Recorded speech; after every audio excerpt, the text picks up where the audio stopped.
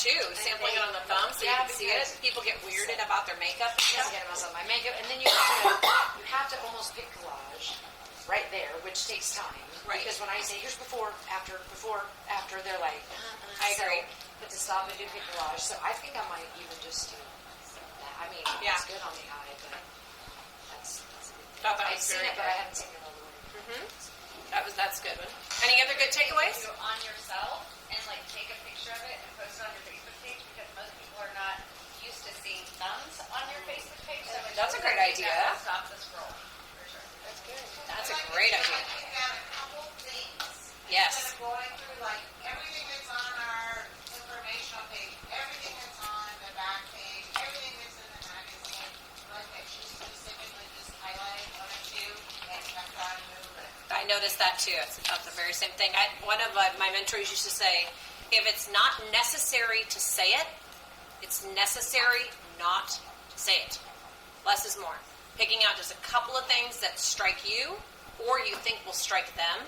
And she specifically on the back was like, you specifically said to me this, this, and this, and here it is. So that's entirely, I noticed that as right off the bat too. Good, Jess? That's what I was going to say, especially with when you talk about charities. Yep. You know, like we give back. And I know that's really good. That's no important to you. Point out what's important to them. Yep. That insinuates that we need them when actually they really need rehab. Yep. Come to a place of kind of, you know what you're talking about. Yes. 200%. Yeah. Good. That was good. Yeah, that's what I was going to say. It's just like Posture. It's saying thank you for not saying thank you, but glad you could meet me today. Glad this time worked for you. Was it a 45-minute presentation? No. That was like a 12-minute, and it was sufficiently thorough, right? So it was brief, which is great. You know what else I liked? It was very easy to understand. Like one of my faults is a strength and it's a weakness too. I'm a little overly intellectual about some of this stuff. Like you've already probably comparing the training that I do at a regional compared to some of the other people that come in are like, I don't know, it's just easy. I just slap themselves in it, and that's all true. But I'm more about like understanding the why and all that stuff. If I take that into a presentation, I will overwhelm somebody. And so she doesn't go into ingredient decks. Like she's like, oh, there's a couple of ingredients in here that are like proprietary. They're only ours, and they were developed in like Princeton. So awesome. She didn't name the ingredient. She didn't try to explain the ingredient. She didn't go into the scientific research behind it. Somebody wants that information. They can read it online. You can hand them a tool. They can go back and do their own research. But it was easy, right? It was super easy, super straightforward, and complicated. Any other good takeaways? What's that? Her follow-up was nice. Yeah. She set the follow-up before she left. If you can make a habit of every interaction setting the expectation for the next step, that the truth is that your prospect is looking to you to tell them what comes next. They don't know. They've never done this before. So you're like, here's what we're going to do today is, the next thing I'll do is I'll call you, I'll see you, I'll follow up with you on this day. So in that initial dash, to me, it's like a sit-down almost. But Yeah. You're not... It's an abbreviated sit-down. You're just... So the dash is like when you're sending that text out, hey, can you meet for coffee? And then you kind of just... It's an initial introduction. With this situation? No. You can flat out say, I want to meet with you about this. Okay. Maybe they've responded, like on this case, he responded to a Facebook post. And they were like, you know what, let's meet up. I'll show you, it's like I call it a show and tell, Let me show you what we're doing. So then this is a show and tell and you don't get the sale. Then you're setting the follow-up to... Because they're going to go, well, what are we going to do on the follow-up? So, one of the things she did is left him with a magazine. So I think you should always set him like, here's where we are today. Here's what I want you to do between the time we meet next, and then we're going to follow up after you've done that. So I don't know if it was very clear on there, but they should have an action item that's a takeaway. So maybe it's go use this product for the next 4 days. Maybe that's the takeaway. Maybe the takeaway is, we're doing an event on Tuesday night. Why don't you bring your wife to that? Maybe the follow-up is we have a Zoom online presentation or Facebook presentation that we're doing for corporate on Wednesday. Why don't you and your wife get on that? So now that you've you and I have met, I've given you kind of a general overview, you're going to try the product, you're going to look at a tool, and then let's round the bases and see if it's fit or not. So that's kind of the concept. So really what you're doing in the dash is you've made the initial contact, their dash, the purpose is to get them in front of a product and a tool, but do it in a very kind of high-touch way. You've set the follow-up. There might be another presentation that happens in here. Maybe you send them home to watch, I was just talking to somebody that they watched Jill was saying she sent them to watch the Last Run Club video. So most people leave wanting to know more. The goal is to elevate their interest, right? So they leave wanting to know more. So give them a next step. Watch a presentation, attend an event, watch a video, the next step. After you've done that, you've tried the product, let's kind of close the loop. So the follow-up is closing the loop. You're either interested in the product, you're interested in the business, or you're interested in neither. All of them are acceptable answers. Do you keep one of each product in the samples? Just in case you Not necessarily. One of them? So we've got a lot of products now. So you can't sample them all the products. No, I mean just the sample products that we can do on Go Prospect. So like we have. Yeah, you those can. at home. So you might pick one or two you think, or maybe one that you feel like they'll be most interested in. So try to match it to them. If you yourself are particularly passionate about a product and you want to just leave with that product, that's okay too. Yeah, buddy? Okay, here I am again. Uh-oh. Here she goes. Oh, Betty. When, you're meeting with these people and they're interested, you leave them a sample, you leave them some information, and I say, okay, I'll call you back in 10 days. I'll give you time. And I even send videos. You call in 2 days. Oh, I haven't had time to do it yet. And I said, okay, I'm going to give you a little more time. And I said, I'll give you a couple more days. So you call again, and they still haven't done it. You know what? They got That's your sample. They haven't used it. That's your sample. Well, I could have given that sample to someone that would have used it. you should say that, but not with that attitude. I know you are. You're funny. And I am nice about it, and I work on it. But, Yeah. you try to put the urgency there for them to, because you've got other things to do. Yeah. We've got other people to get with. So by the way, I'm a big fan of honesty. And so you can, after a week of inactivity, you can go, hey, listen, I know you're busy and I'm busy too. I've got some other people that I know want to try their product right away. Why don't you just pop it in the mailbox? I'll swing by and pick it up. Go get it. If it's important to you, yeah. If it's important to you, it'll be important to them. So I would be like, you know what? It sounds like now's not the time, and that's okay. It's no big deal. We can revisit this later, but why don't you pop it in the mailbox and make them grab it? I'll be entirely honest with you. I think one of the risks in our sampling model currently is it's very easy to throw somebody a sample and be like, call me if you like it. When you were handing them a bottle, $100 bottle, you'd be like, I am chasing your ass down. You will not abscond with my bottle. I know where you live. So you wouldn't let people run off without giving you a conclusion, without tying it up, without rounding the bases. You know what I'm saying? And there's much less rejection. When you say, would you like a sample, they always say yes. But And sometimes so- they're just being nice. Right, that's what I mean, though. There's no rejection. So So you that's- want a sample versus would you Sure, like to why try not? it? Yeah, It's send the it to easy me. way. And so I think that's why it's really critical at all stages of that process to you're looking for response and feedback. That tells you whether or not what they're saying is true. When they go, would you like a sample? And they go, yes, and then they don't use it. They were just being nice. When they go, would you come to my party on Tuesday? And they say yes, and they no-show. Are they a jerk? Or do they hate you? Have they rejected you or your product, your company? No, they were just being nice. They didn't know how to say no. Some people only know how to say no, and some people only know how to say yes, but they don't mean it. I guess, I get frustrated because, if you go out on social media and you say, who would like, you're posting these, and who wants a free sample? Well, I've got 5 free samples to give away. Well, that costs us. Heck yeah. And so we send them out, you follow up, and they say, well, I haven't had time to use it yet.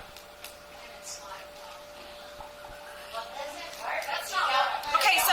like I said, do not be afraid. How much time does it take to open a sample? I know.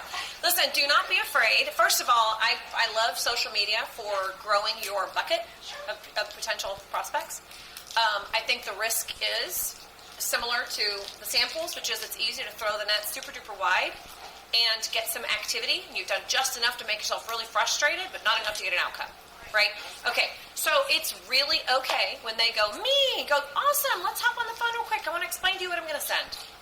And go, this and this and this. Now, let me ask you something. You're not going to be one of those people that I'm going to put this in the mail to you, and then 2 weeks later you're going to say, I haven't had a chance to use it, are you? Because if you are, I'm going to save myself the cost of shipping. Betty, just tell them. Just not. Be in your funny kind of way, but do not be afraid to say that. You're not going to be one of those people. I'm going to mail you this thing. I'm going to go all the way to the post office. I'm going to put it in the mail to you, and I'm going to call you in 2 weeks. And you're like, we don't use it yet. Because if so, I'll just save myself the money, and I'm going to say you should buy it. Because if you pay for it, you won't forget to put it on your face. Exactly. So I'm not going to mail you one. Because it's okay to be like, are you sure? Because I'm not going to. There's called the takeaway. You go to hand somebody a tool, and you go, listen, when you get a chance, I want you to read this magazine.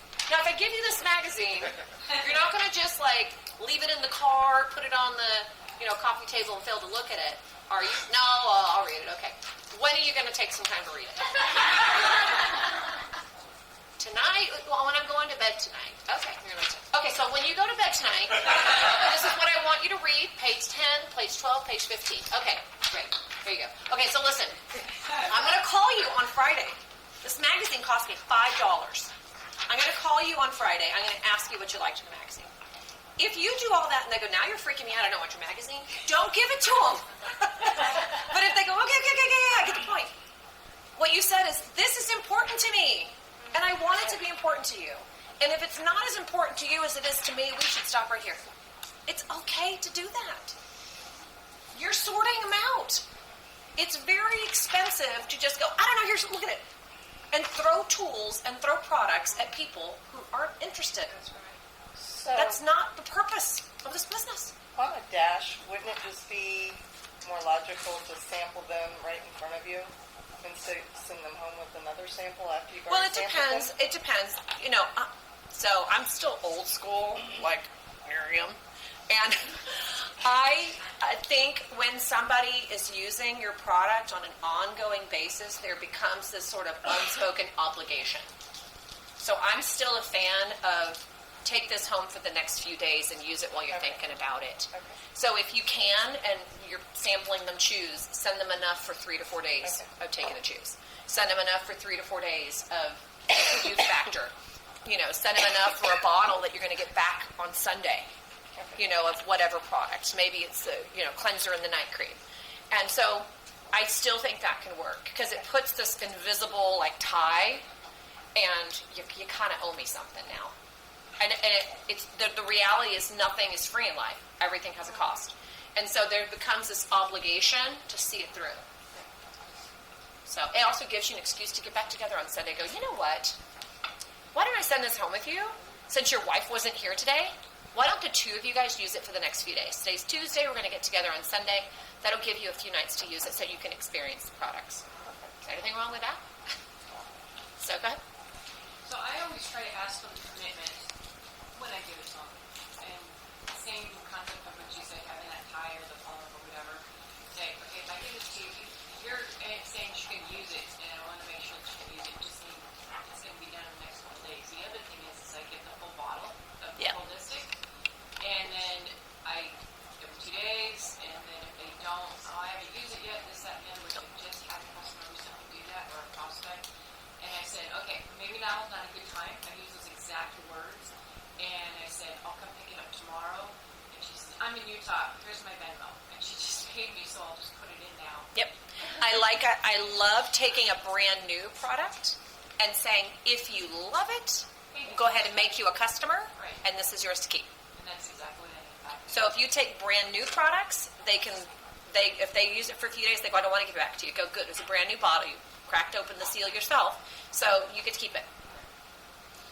Yes. I do shows, and I always have my name in North for all of them. Yeah. Okay. I'm trying to see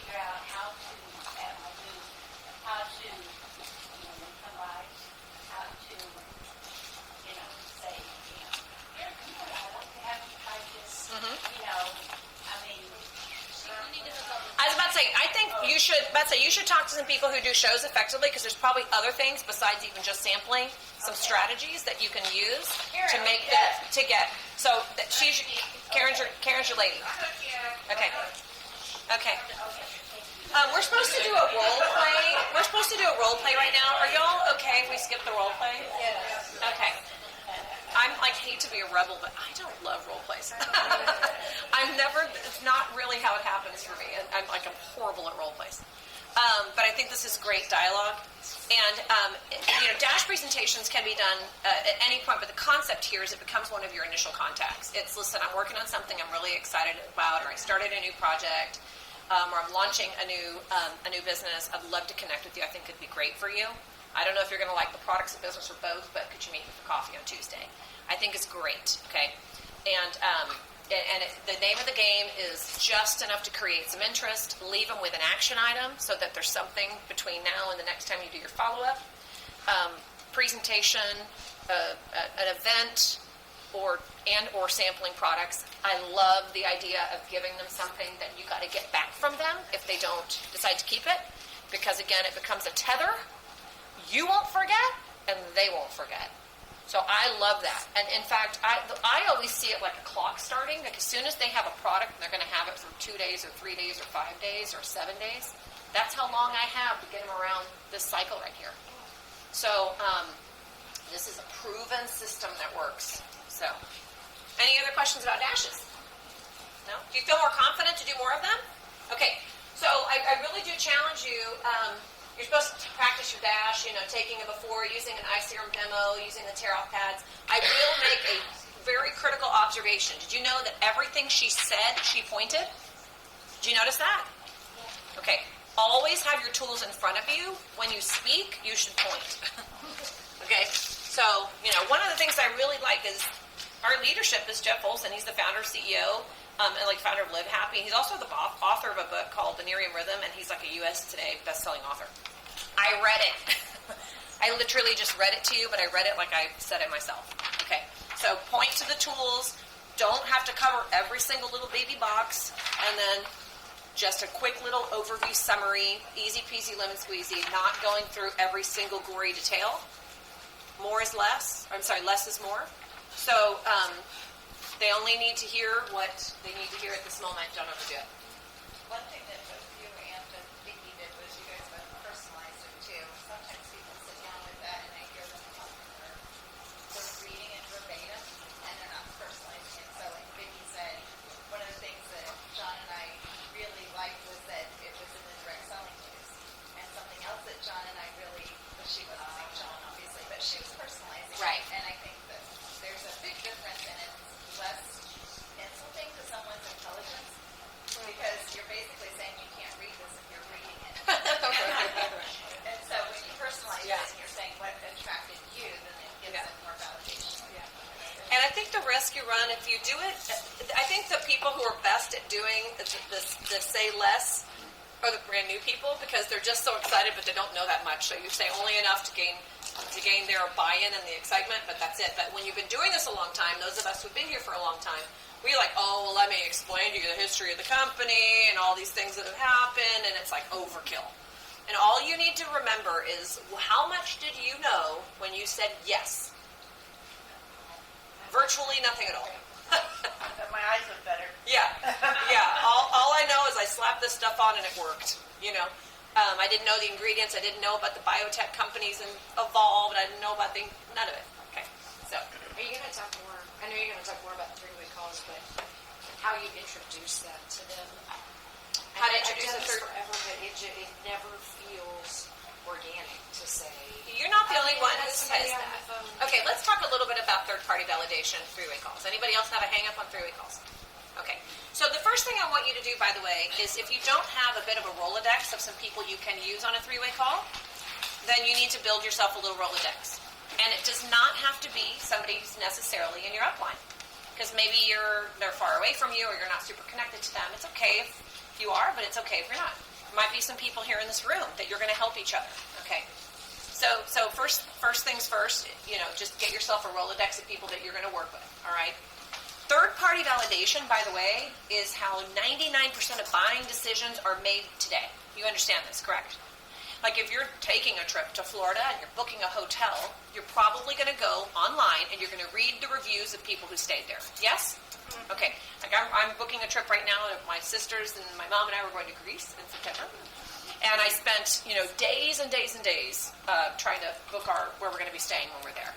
I read hundreds and hundreds and hundreds of reviews. And I made my decisions on where to stay based on reviews entirely. Of who? Strangers. People I don't know from Adam have just become the experts on where to go, where to stay, and what to do in a place I've never been to. Isn't that phenomenal? Anybody buy anything on Amazon? They sort it based on reviews. The highest review products rise up to the top. I purchase based on reviews. I never buy a product. Goes no review, I go next product. Anybody else like me? So is this shocking that you have to get somebody else's input to have somebody understand the value, the true value of our products and our business? Is this surprising anybody? It shouldn't surprise you. It shouldn't feel awkward. You do it every single day. You probably don't eat anything or go anywhere or watch any movie without getting third-party validation. Correct? Okay. It's just the way the world is. So as soon as you realize that, it shouldn't be weird. It should just be normal. Okay. So if it's weird, it's because you feel like it's weird and you make it weird by feeling like it's weird. Okay. Here's another way I want you to think about it. And if you've been to a region I've done before, I say this nearly every time. Who in their right mind takes a job without knowing about the company, about the product or service the company offers, and whether or not they are interested in being a part of bringing that to market, about knowing who they're going to report to, who they're going to work alongside, whose team they're going to be on, anybody, and how they're going to get paid? Would anybody ever take a job without knowing those things? Somebody goes, we're hiring. They go, I'll take it. Tell me later? No, never, ever, ever in the history of ever has that happened. You always want to know, educate me on the company, what service, product, whatever. What am I going to do in the job? Who am I going to report to? Is it in an office? Is it in my house? Is it downtown? Is it in the suburbs? Right? What am I going to do to be successful at it? On what are you going to, based on what are you going to pay me? How much are you going to pay me? Who am I going to report to? And can I talk to some other people that do the job that I do? I've been in sales. I've never taken a job in sales that I didn't ask the hiring manager. I mean, I got referred in. They were like, we want you. And I walk in and go, great. Tell me about what you do. Are you the best? Are you this? Are you that? I want to talk to some real people who are in the field that are selling. I want to know if I can really do this. I always talk to other people who are doing it to determine whether or not I could do it. Is this foreign? Not foreign. Only weird if we say that it's weird. Just being honest, right? Okay. So what if, at the beginning of this cycle, for somebody that you were targeting, that you were like, you would make a great brand partner. You're a great candidate for this job. Let me tell you why, based on the resume that I know of you, why you're a great candidate. Correct? I don't get a job interview for a job that I don't have the qualifications for. Are we right? So when you introduce this to somebody, you're a great candidate for this because. This is why you're great. Here's what I'm going to ask you to do. I want to give you some product and information for you to take a look at. I want to introduce you to the team of people that you would be working with and let you and I have a conversation about what it would look like for you to be successful. At the end of that process, you'll know if it's for you or not. If you start with that from the get-go, it's just what you're going to do. It's like, remember when I told you I was going to introduce you to some of the people you'll be working with? Here's one of them. Is that weird for anybody? Does that feel weird? Can you say that all Yes. over again? Just say, listen, here's what I want to do. Let me get you some product and information. I want to introduce you to some of the people that you would be working with. After that, you and I would talk about what it would look like to get involved. At the end of that, you're going to know if it's for you or not. You good with that? That's it. If it's not for you, I hope you will pretty please with sugar on top tell me. Because I don't want it for you if it's not for you. That's it. No strings attached. No expectation or obligation. The only thing I'm asking is let me take you through the journey. If you start with that, you're setting up the expectation. Now, you don't have to do that for a customer. And so sometimes You start the conversation, you don't know where they're going to go, so maybe you haven't said what I just said yet. You share some product and information, they say, purchase, let me purchase right away. And then you say what I just said after they purchase the product. It's okay for them to buy your sample. It's really okay, right? So now they're a customer, go listen. I know you are really excited to use the product, but the best product that we have is our business. So I don't know if it's for you or not, but here's what I'm going to ask. You've already got some product. Let me send you over some information. I want to introduce you to some of the people you'd be working with, maybe talk to you about what it would look like to get involved. After we've done that, you'll know if it's for you or not. Can y'all say that? You don't have to use my words. If you feel nervous about stitching that together, might I encourage you to write a script? Scripts are powerful. I've never written a script that I've read as a script, but in writing it in your own language and putting it like pen to paper on it, it kind of cements a flow in your mind, and you will, without trying to, you'll probably say it exactly the way you wrote it in your script. So I highly encourage you to write a script. If any of that you go, gosh, I get stuck on that one part, highly encourage you to write a script. So once you've done that, you've set the expectation, 3-way calls are no longer weird. Now, you should find some people you feel comfortable doing the 3-way calls with, because I'm not going to lie, sometimes the expert you put on has made your call weird. And I apologize for those people in advance, and they need a whole nother training that's called How to Be an Expert on a 3-Way Call. Okay, I have been known to coach somebody that I'm about to put on that. I'm going to have you do my 3-way call. Here's the only thing they need to hear from you. I've already told them about this and this and this, and I've told them that you could relate on this level. That's the only thing I want you to talk about. 5 minutes in and out. Hey, real quick. I mean, I've done 3-way calls with a prospect, with a new start. Just say, hey, you know what? I know you're really nervous about how this is going to work out time-wise because you're juggling X, Y, and Z. I want to introduce you to a girl. She just joined the team. She's just getting started, fitting it into the cracks of her life, and just having some early success. So I just want you, real quick. Was she an expert as in upline from me? No. She was third-party validation. Nobody said your third-party validation has to be an expert. And what defines expert? I know more than the prospect. You're an expert. That's it. The prospect's not joined. You did. You're an expert. I mean, that's it. You simply have a knowledge level slightly above the person you're talking to. How high, how low is really irrelevant. More importantly is that they're able to connect and be relatable to the person you're introducing them to. That's the more critical aspect of that third-party validation. Okay? So, if you can set the expectation at some point in your interactions with them, that at one point I want you to meet some of the people you might be working with. Just kind of throw that out there so it feels like natural.